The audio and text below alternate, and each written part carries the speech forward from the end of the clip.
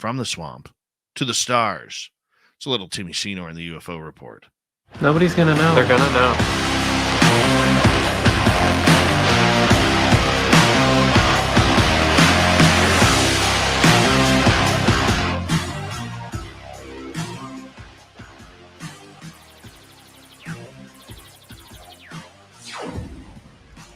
Yes, we love it when little Timmy Seanor joins us for a night of woo around the world. And how you been doing, buddy?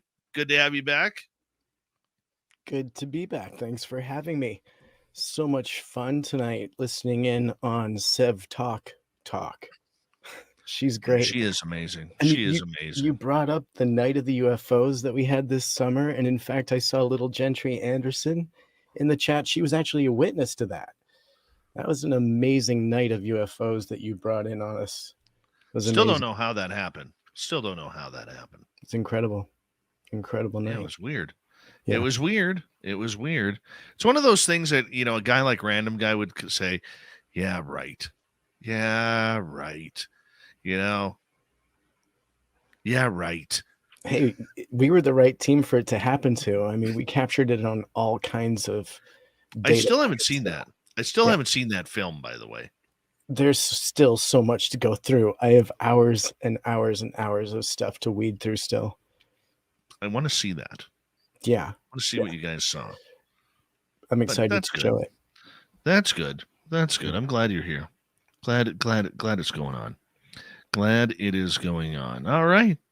We're going to start off over in Russia, where not only is Vladimir Putin talking about, launching some nuclear weapons against the West, which, by the way, Vladdy, not a good idea. Not a good idea to bring the whole world down on you. Because I guarantee you, Vladdy, if you press the button, you're not getting out of this alive, no matter how many of us you take out. Seriously, you're not getting out alive. And your people don't want that either. But nonetheless, Vladdy was apparently buzzed by a UFO. Imagine that. With their antiquated technology over there, do we really think it was a UFO? I don't know. I really don't know. But what do you got on this, Tim? Yeah, let's discuss. So Vladimir Putin was buzzed by color-changing UFO spotted by 4 independent Russian planes as he makes his speech that was incurring threat of nuclear war against the West. So mysterious objects spotted changing colors during the Volgograd visit. This was Putin marking the 80th anniversary of the Battle of Stalingrad, and the UFO sighting occurred during the speech during the exact point where he was discussing the escalation of nuclear war. And so pilots in multiple Russian planes reported a UFO buzzing the Volgograd area when Vladimir Putin visited the city on Thursday. And so the extraordinary accounts say the unidentified object was changing color and height in the sky. And so a report by Telegram channel said that the UFO was seen and reported to the aviation authorities by crews of 4 separate passenger planes. And so Putin had flown to Volgograd under close security to attend ceremonies linked to the 80th anniversary of the Battle of Stalingrad. And the incident came as the dictator hinted at the conflict going on and escalating out towards the West. And he said, we don't send our tanks to the borders. And then suddenly during his speech, these lights were discovered flying just above the dictator as he was continuing on through his speech. And so the channel continues to report that the crew of an Airbus A321 of S7 Airlines operating during the Sochi to Moscow flight was 12 minutes before reaching Volgograd at an altitude of 10,000 meters, reported that they observed an unidentified flying object at right angles to the plane to the left side, and the object was changing color and height and the direction of movement. And so the channel monitors air incidents and added later the crews of the Aeroflot S7 Airlines and a separate flight, the Rasoya Su-635-8 flights confirmed that this information was occurring after flying near the Volgograd area. And so both reports came in at the same time, followed by two more reports from other independent flights, both giving similar explanations and descriptions. And so the timing of the other sightings were not precisely revealed. However, the sighting was around 3 hours after Putin's arrival and occurred as he took part in the commemorations. So it was quite a saber-rattling speech, and it often, can take place in these, rocky times. But very interesting that the reports came in not only from the from Putin himself and his crew that he works very closely with, but an independent flight crew from 4 separate flights. It kind of lends a little bit of reality to the potential of this being something not of this earth. But again, a lot of information is hidden behind that curtain of information. So, Dave, please, your first thoughts on this. Well, a couple things. I mean, if you are celebrating, 80 years later, the life of Stalin and Stalingrad, it really shows what kind of a jerk you are as a human being. Stalin was not a nice person. This is a guy who had no problem killing his own people through World War II and other conflicts that were going on as he, built up the communist regime. All right. Not a nice man. So if you're celebrating him, you need a good shaking. Okay. Second of all, Vlad, I'd fight you on the ice. I would. I know you love hockey, Vlad, but I want to take you into a corner and I want to pop your head off like a zit. I do. I'd body check him. I would. I have no problem with that. Third, here's what I think. There is a lot of really, really cool stuff in the sky that we don't know about.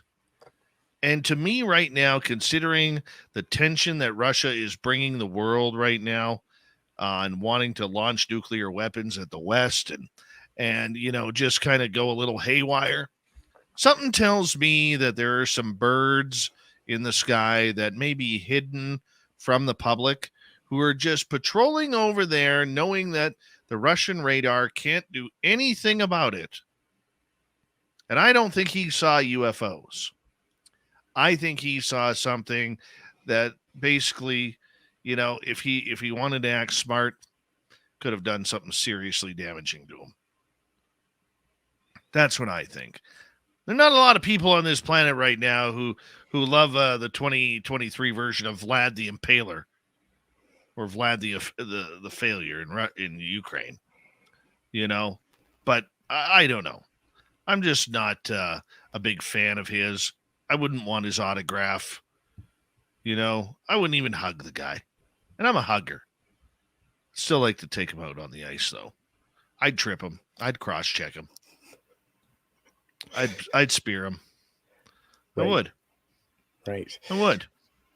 I do find the 4 independent reports coming in from the flights interesting because that information potentially is real, and those reports were real. And the fact that 2 of them came in at the same time and then the following 2 came in after, I still feel is pertinent and potentially lends to credibility. I mean, obviously, this is one of the few reports that have made it through.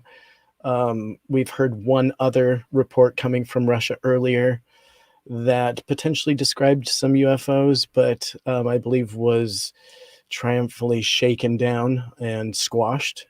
But hopefully, we consider them because, historically, Russia has had a lot of interest from UFOs, and they haven't really been too discreet about those stories. They have leaked quite a lot of UFO reports historically. So there's no reason to doubt that this is potentially a real UFO report. And Okay. so I find it interesting just simply because it comes from independent aviators, not just one report. The timing I also find interesting because, yes, perhaps there was some interest from the UFO at this time, why not? I guess is my question. Doesn't that sound too coincidental to you though?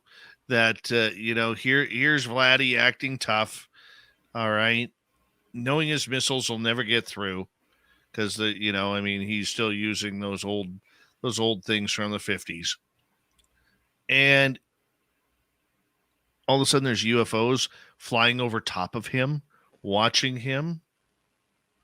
I just think that is something that, and you know me, man, I'm always about the aliens. I love the aliens, but I've learned a lot since Random Guy came into my life. I really have. And I would say that it probably isn't from outer space, but you know what? The technology that is probably being flown around that we don't know of is probably so advanced we wouldn't recognize it as anything else but a UFO. So I just think that, when Putin or somebody along that ilk that is causing a lot of havoc in this world, I really think that they're watching him 24/7. And if he's out in public and he is out, you know, I he is out, making statements, they're going to try and freak him out a little bit. I really, really do want to. I really believe that they're going to want to freak him out. They're going to want to put something up there that he has never seen before, and they're going to hide it as a UFO. But in the end, they're probably sitting inside the Kremlin right now. Oh, what was that? What was that? What was that? We've never seen that before. Right. The aliens, they don't like Stalingrad, or the aliens are partying with us. Whatever. He can Right. think whatever he wants. Right. And obviously to report the other side of this story, obviously there's so much propaganda that comes from that country. It's hard to weed out the truth from propaganda potentially. And this UFO story could obviously be one of those hype page turning sort of clickbait, if you will, to get some Right. attention to the actual speech that he was giving on this day that was so important to him, celebrating. Did they say what the shape of these craft were? Did they look like boomerangs? Did they just look like orbs in the sky? What does the report say they looked like? The description was simply that they were lights, color changing, going from blue to red, which is not typically ideal when it comes to UFO. Obviously, our friends in the know typically tell us that these colors are flight of some sort of our own, excuse me. And so I find that significant also that these are some of the signals that would send up a red flag that it's ours. However, I just want to go back to the fact that 4 Russian planes were considering this a UFO and reported it such, and so this was in a controlled airspace, so it would have been something that they wouldn't have had on their radar. And it does go into some of those details in the article from the Daily Mail. But some of the other highlights there are that, these objects were color changing. And so that is typically a red flag when it comes to UFO. Again, so little information and so little data, really, it's hard to tell. But again, like you were saying, are people in the know, and guys like Random Guy, here he is right on screen just saying that's not a UFO. So, we need to consider the report behind the report and why is that happening. Absolutely. Yeah. And I think you hit the nail on the head there as we got about a minute to go. I mean, there's so much propaganda coming out from both sides on that. And let's just face it, we know it's getting ugly over there. Ukraine just said that they've lost over 150,000 soldiers and people so far in this bloody conflict, and we don't know how many Russia has lost yet either. But I mean, the whole idea behind it is this: we just got to be careful with everything that we read out of there, and this is now the third report of UFOs that we have heard, one from the Ukraine and now two from Russia in regards to UFOs. And hey, we do know that there's some strange things that fly over battlegrounds during the wars, and it might not, it might be ours, it might not. We don't know.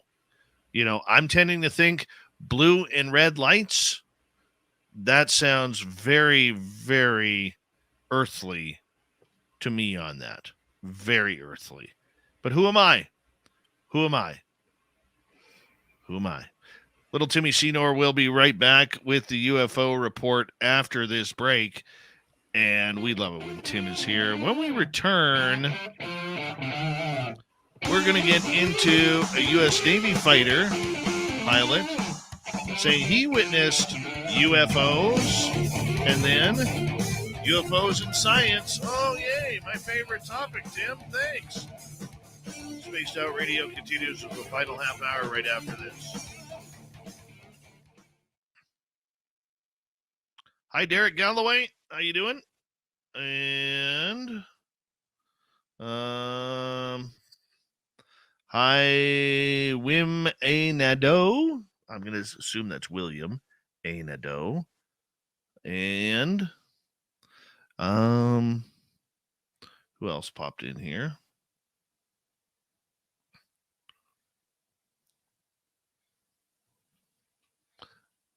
I'm just going to be honest. I think it's the American government just messing with them. I really do. If I was in the U.S. shoes right now, knowing that, he's in one hell of a predicament. He's in an unpopular war. His peers aren't fans of his, but they're afraid of him. His country people are protesting and getting thrown in jail by the hundreds every day for protesting this. They don't want it. Nobody wants it. He's only going off his own ego right now, right? Trying to reform the old Soviet Union. And us Ukrainians are fighting back. He didn't expect that. He thought it was 1918 all over again. Bastard. Here's you, not political. Love it. I'm sorry. I'm sure I'm it's sorry. happening. Do you know why? No, Do you know please. why? I do know why. And this is an excellent platform. Please express. Okay. My great-grandfather left Ukraine at 14 years old because he watched his brother and his brother's friends get slaughtered by the Bolsheviks in the Bolshevik Revolution. They were killing all the young men so that way they couldn't fight against them. Okay, so my great-grandfather at 14 years old, him and his buddy had to hide their way down to the Crimea, to hop on a boat to get to France, to hop on a boat to get to England, and they had to stow away in order to hopefully survive to get to this place that they heard of called Canada, where all the Ukrainians were getting free land or close to free land.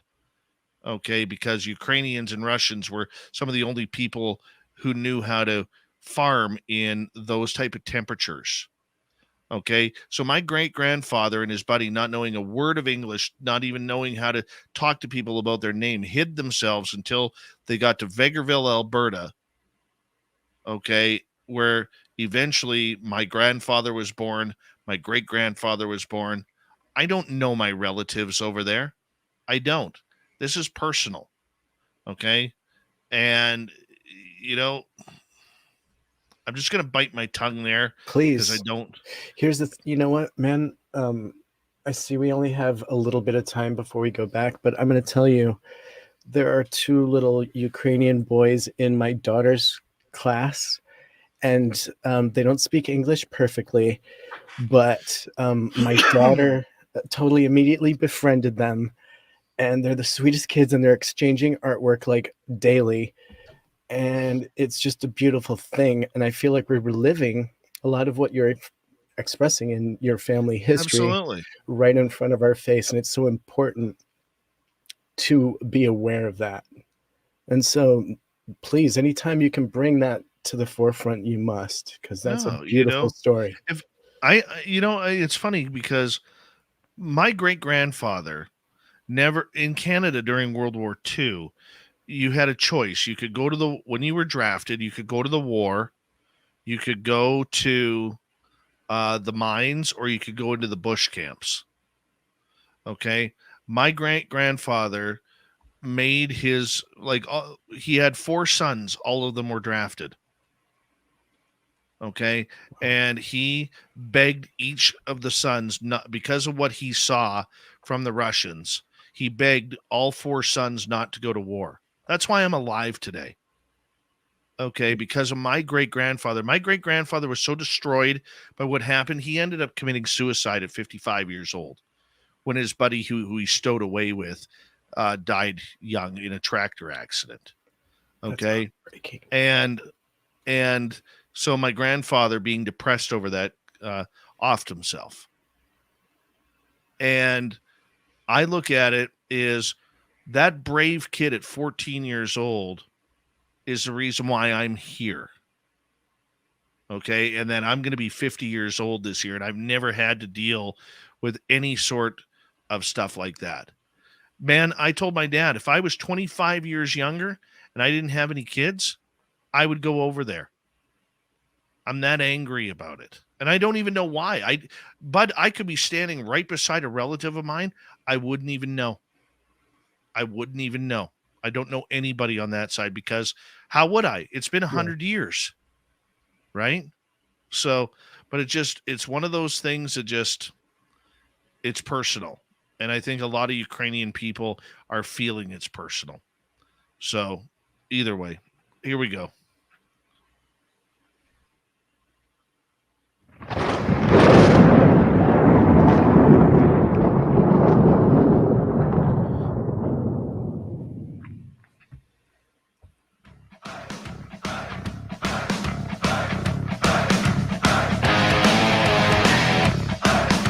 Rounded third. We're heading for home tonight on Spaced Out Radio. My name is Dave Scott. Thank you so much for joining us. We very much appreciate earning your listening ears. I want to remind you that if you missed portions of this show or others, check out our free archives by going to youtube.com/Spaced Out Radio. Do old Davey the favor, hit that subscribe button. Our website is spacedoutradio.com. We have a plethora of features for you. Rock out to Bumblefoot, read the news wire, check out our swag as well. Follow us on Twitter at Spaced Out Radio, Instagram at Spaced Out Radio Show, and on TikTok at Spaced Out Radio. We continue on with the UFO report. Tim Seanor is here for a little bit of fun in the dark, talking some UFOs. And a U.S. Navy fighter pilot says he witnessed a UFO and now is stomping his foot on the ground saying, Congress, you must reveal the truth. What's going on here, Tim? That's right. Ryan Graves has contributed to The Hill in a new article as a former U.S. Navy FA-18 fighter pilot who witnessed unidentified anomalous phenomenon on a regular basis. He puts this article forward in his request in the government and former presidents and members of Congress, both political parties and directors of national intelligence, hopefully in the object of demonstrating that there are extreme capabilities routinely flying over our military facilities and training ranges that we don't know exactly what they are and are unable to mitigate their presence. And so this concern is being pushed forward in this article and hopefully getting the attention of a lot of people, not only in The Hill and on The Hill, but in this recently published article, he goes over a lot of his objectives and hopes to represent that UFO and UAP potentially represent a hazard to flight safety. And the report also preserves that the last year's review of the 26-year reporting period, that some UAP may represent advanced technology. Nothing unusual flight characteristics or performance capabilities can explain. And so mysteriously, no UAP reports have been confirmed to be foreign so far. However, just this past week, a Chinese surveillance balloon shut down air traffic across the United States. And so how are we supposed to make sense of hundreds of reports of UAP that violate restricted airspace uncontested and interfere with both civilian and military pilots? Now, here's the hard truth. We don't know. UFO and UAP are a national security problem, and we urgently need more data. And so we go forward here asking, why don't we have more data? And Ryan Graves likes to believe that it's because of the stigma and the fear that has been attached to this topic. And so the first active duty fighter pilot to come forward publicly, he is talking about all of the regular sightings of UAP and how they are so often and active. He looks forward to possibly getting some support from further people that may come out in witness protection. And he is talking about the next ODNI report and how he hopes to see a little bit more transparency. However, he summarizes that his sentiment in Congress is still, as Senator Kirsten Gillibrand expresses and summarizes in the sentiment, that in Congress, well, there are so many of us now in the Intel Committee and Armed Services that we are going to stand by the service members who documented this stuff. They have it on video, they have it on radar, they have it on heat sensors, they have everything. And so with all this new data, hopefully they are going to push this forward. Now, again, we understand that this is kind of pushing the threat narrative, and that is a little bit of a danger to a lot of people that haven't seen actively any real threat. And so let's just consider that as a result of the 2023 NDAA, it requires an audit of all government involvement in UAP since 1945. And hopefully, historically, we may get some records to support this. And so how are you feeling on this new push to get this in front of the hill and this narrative that we're kind of seeing come forward again? It's kind of at an inflection point. What is your opinion? Well, I'll tell you, I actually tweeted Ryan Graves and he never responded. And I asked him this: where's the threat? Show us the threat. All right? Show us the threat. And he never responded. Because here's the thing. Ryan Graves is a brilliant guy. He is very well known. He's very smart. He's very educated. He's got some very strong people behind him regarding his new UFO research. And I think it's great. Okay, but like Sev Talk said at the beginning of this show, we don't need more nuts and bolts. Okay? What we need, if you're pressuring the government and you want to pressure Congress to get to the bottom of this, disclose. It's not about eyewitnesses. It's not about military witnesses. This is a world problem. And in my opinion, there are too many people going around and around in circles saying the same things just out of different mouths and different voices and different personalities. The fortunate part for Ryan Graves is he has, because he's a fighter pilot, was involved in one of these situations where he saw these Tic Tacs on his radar, but I don't believe he actually saw them with his eyes. Okay. Here we are hearing the exact same thing that Elizondo said, which is the exact same thing as Mellon said, which is the exact same thing that David Fravor said, which is the exact same thing that Alex Dietrich said. Explain to me if I'm wrong. I'm excited about it. Don't get me wrong. We need pressure, and people like Ryan Graves need to provide that pressure. But what are you pressuring on? I think that Nuts and bolts? Well, yeah. So I think that this article makes it very clear that it is literally the nuts and bolts that is concerning, that we're sharing airspace with a question mark. We don't know what it is. and we need to know what it is. I don't think that See? they're putting any positive or negative. It just exists, and so potentially we could fly into it. It could be in our way. We don't know. I did, however, find it a little disconcerting that the Chinese balloon was mentioned in this article, because that's not UAP.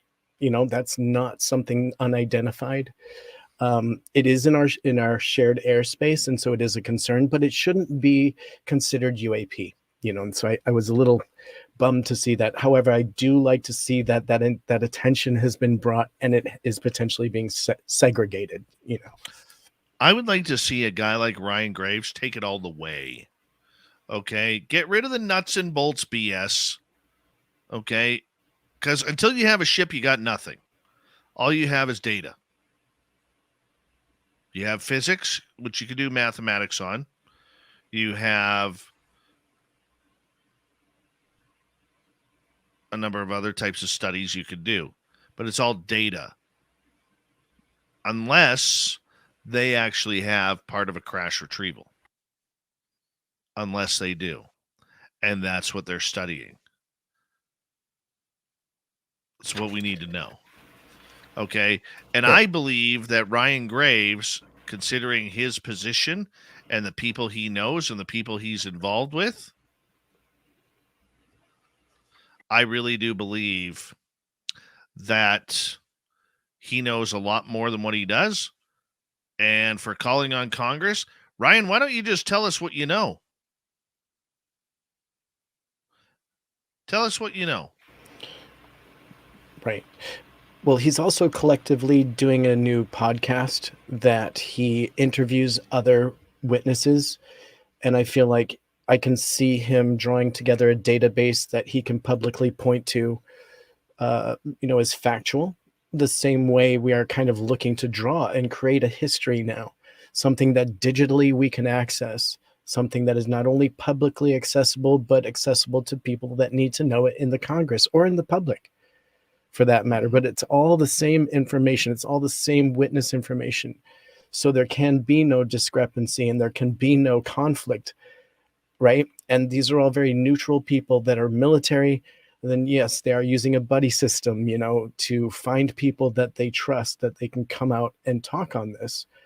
And I feel that whistleblower collection is going to become more and more important. And even shows like Jeremy Corbell's Weaponized, that is going to become a database of these interviews of credible witnesses that we can point to in the public purview as being a database of information. Let me ask you this. Okay, because you got me kind of fired up here, and I know you do it on purpose. All right, you're a jerk that way. And I mean that with all love and respect. You know me well.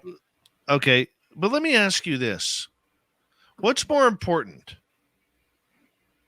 Dots and nuts and bolts, dots in the sky, nuts and bolts, or how a guy in British Columbia can phone you up in the middle of the Utah desert and say, point your camera at this angle and film right now.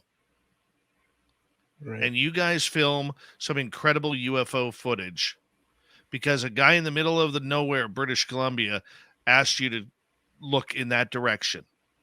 What's more impressive? They're equal. They're equal. How? I mean, to the eye of the beholder, they're equal, in my opinion. They're both significant and real. Now, maybe it was more real to me because I lived it, and more real to you because you lived it. But on paper, I think they're both significant. Now, you have a government who is lying to you about a threat narrative. There is no threat. The Canadian government has come out through their Department of National Defense and said there is no threat to Canadian airspace. Okay, Canadian airspace is pretty much the same as U.S. airspace. right. But I mean, Okay. you're saying that Hold like on. you know it. I do know it because that's the facts. Okay, threats bring money. Okay. Okay. Threats bring zeros on a budget. But the point that I'm getting at here, Tim, is this. Nuts and bolts can't tell you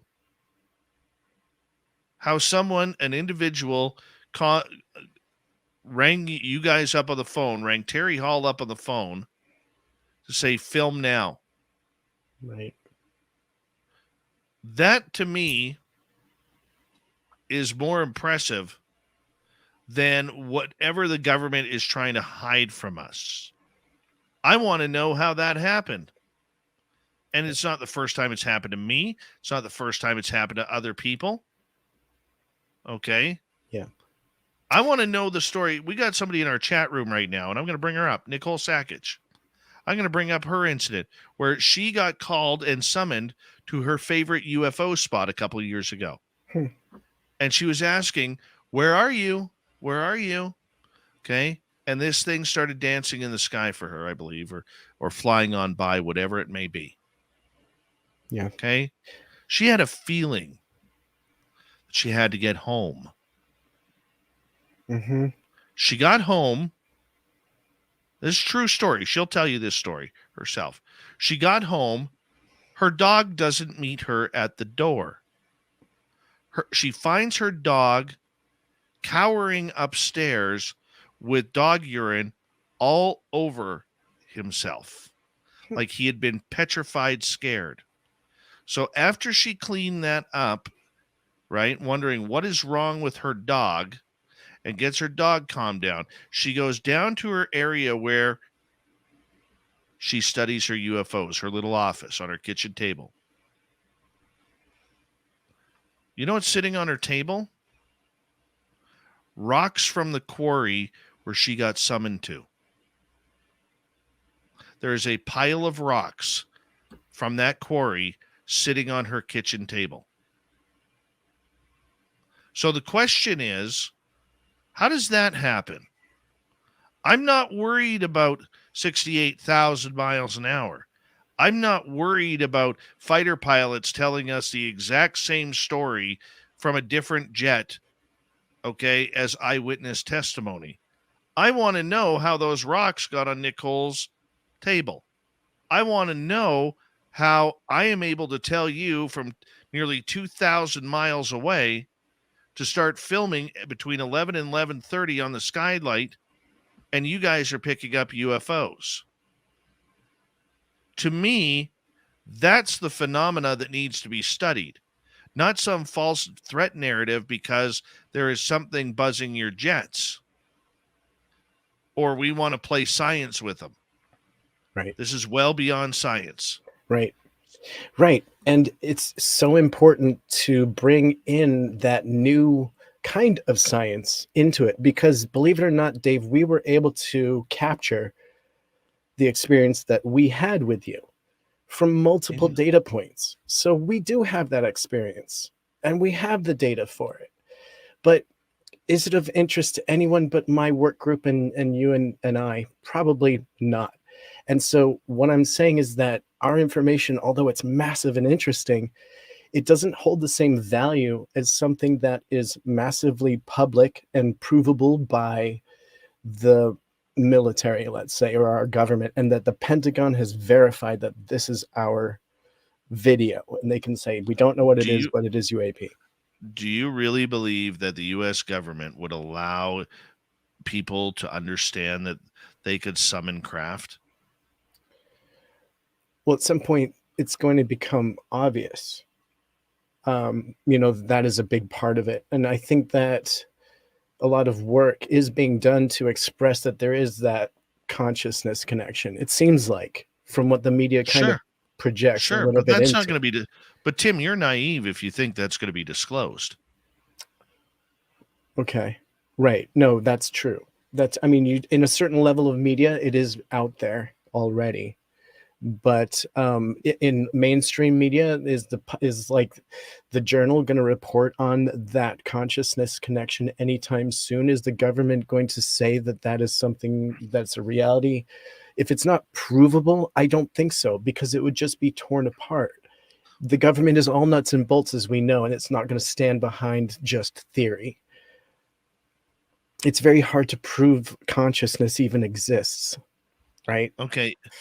But here's the thing, Tim.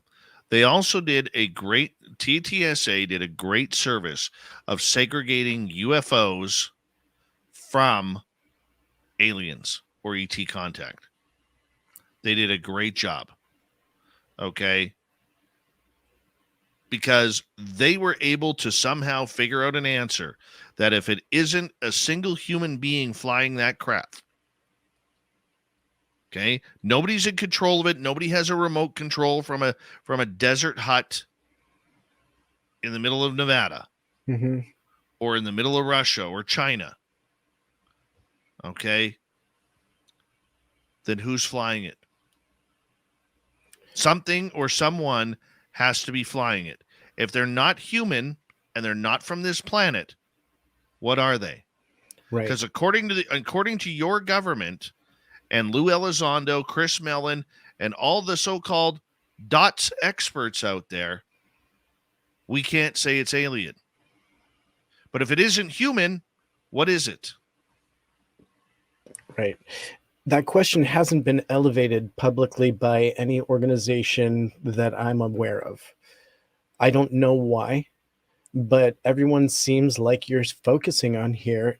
Everyone is talking about proving it to themselves in a very nuts and bolts fashion, before they can even elevate the topic to the next level of, so, your crowd, our crowd, understands that it already exists and they've already thought this through, but we are still waiting for the Pentagon to admit that this is real and then ask the next question. Absolutely. And Nuts and bolts is safe. It's safe. Okay. Yeah. It's putting New York Yankees all-star fielder Aaron Judge up to bat against a pitcher at the Little League World Series. Right. Judge is going to take him yard every time. Right. Okay. That's just the way it is. Right. It's going to take someone kind of like Gary Nolan to push the envelope a little bit further, where he has the respect of the community and he can push that question. However, it's a big question and you need to keep it very simple. You can't water it down with anything like, could it be from here or another dimension? You need to be very clear. Down, though. Well, I think you just, okay. Well, explain. Damn it, we only got about 20 seconds left because we're going to start a great debate there for a second. As per usual, we're squeezing as it in per usual. Wire. Darn it, man. Darn it, Timmy. Buddy. It's fun to chat. You do it to us every time. Didn't even get to our third story. Yeah, we'll save the third story for a couple of nights' time when you're back. This is why I love you, man. It's been fun. This is why I think you're great. You open up a lot of eyes to the conversation. And even though we may not see eye to eye on everything regarding UFOs, not UAP, okay, I think you bring some great game to the table, man. Thanks, buddy. You bring some great game to the table, and we encourage all of our audience who's watching on YouTube and Twitch, stick around for some overtime. But for the rest of you, especially those in radio and podcast land, we have to say goodnight to you. So we'll let you know that we got Mr. Ron Bumblefoot THAL rocking in the background with Little Brother is watching. Bumblefoot is the official music of Spaced Out Radio, rocking us in and out of every single show. Get your horns up for the guitar god himself. Special thanks to everybody listening in at home, at work, in your cars, wherever you may be.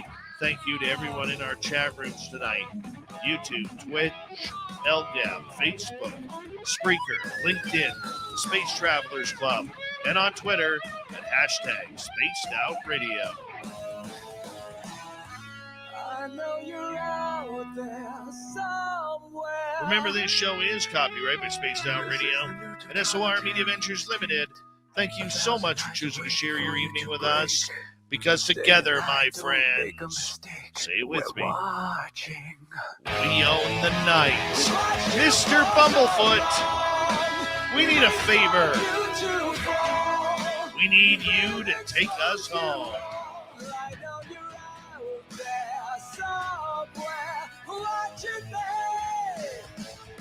Yes, the Woo Train has docked for the night. But soon, my friends, we shall ride again. Your seats are always available. Your tickets never expire. And if you want to bring a friend, we've got room for them too. Good night.